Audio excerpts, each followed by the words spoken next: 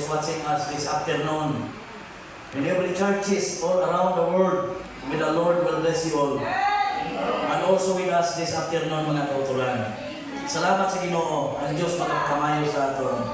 Thank you, Lord. Before ko magkanto sa pagkanta, Lord, ko nga ipahibalo sa inyo liwat, mga kautulan, for our plan for next Sunday or dason na meeting for our Lord's Supper, mga kautulan.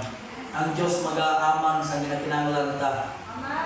Bisan sa atong tagsa relasyon sa iya na ang tagsa kabutang sa atong kabuhi masitol, mga kautulan.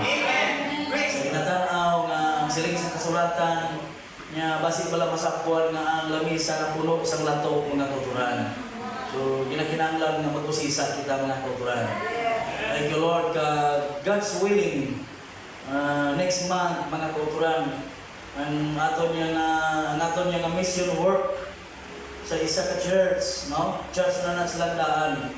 Sa atong utod Brother Pastor Bibol sa Morsia, kabay pa nga ang Diyos mag-sustain, no?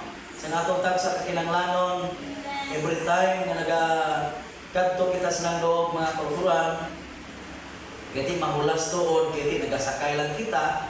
Unlike sa ila time, mga kautulan nga mabudlay, kung isip sa Lord, ato niya budlay, kung why kaya mo na, ano na lakton? Pero kabay ka to ko nga ang Diyos mag-sustinar sila sa aton tanan. Every time nga we're planning magkadto kita dira sa nang loob, ang Diyos mag-sugata sa atong makinanglanon. Kagsubong man sa ila. Amen. No, kita we are planning also mga kultural na once in a month.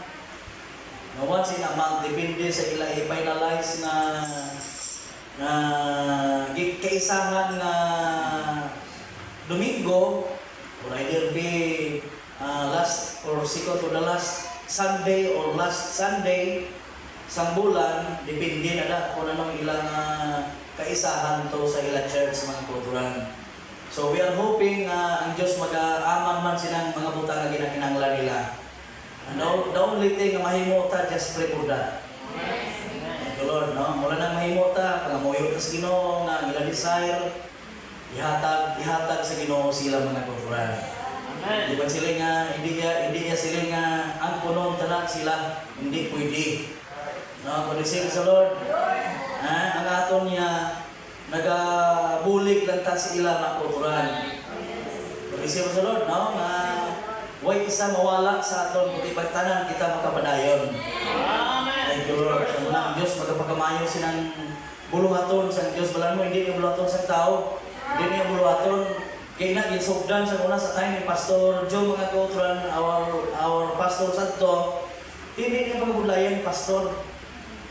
Pangabudlayan niya sa Diyos, naging butang siya. So, hindi kasugpon sa gyapon, mga kauturan.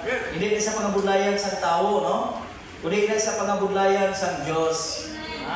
Kasi sa Lord, kung ina pangabudlayan sa Diyos, ang Diyos makasarang. Magsugata sa tanan nga kinanglanon agod nga makakadto kita sa nangila church, mga kauturan. Thank you, Lord. So, ang Diyos magpakamayo din sa mga butang, mga kauturan. Kag sa aton tanan sa sining hapon. Hallelujah. Naglaw ko sa inyo sa kaation nga way ko, di ba? Kung siya mo sa Lord, mga isang kauturan, ato kung yung blatsago na rin eh. Ato. Imo blatsago na rin eh. Isa ka pangamusta lang yun, kamusta lang sila man. Mga mga kauturan. Kaya muna ba isa na ito batsagan ko to, no? Amo na siya gali. Kung mag-uwiyat kasi natawag pala ng kuwan. Hindi kaya pwede nga pagbiyak mo, biyaan mo na lang. Amen. Hindi, gabiyak ka ng balatsagon mo na umot sa ilang. Pag-isip mo sa Lord, isa sa natural wala, no? Magtiayon ka mga duwa, lakat ka sa lugar, hindi ka kapuli, hindi sa gabi. Why ka na, pero yung balatsagon na umot sa imong panimalay. Kamusta na sila man. Pero kung responsible ka, nga bida, kasarang, ang laya. Dito naman kauturan.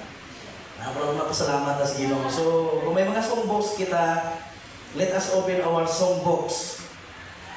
Kung magadayaw kita sa Ginoo, mga kauturan, sa isa ka alambahanon, there is Song number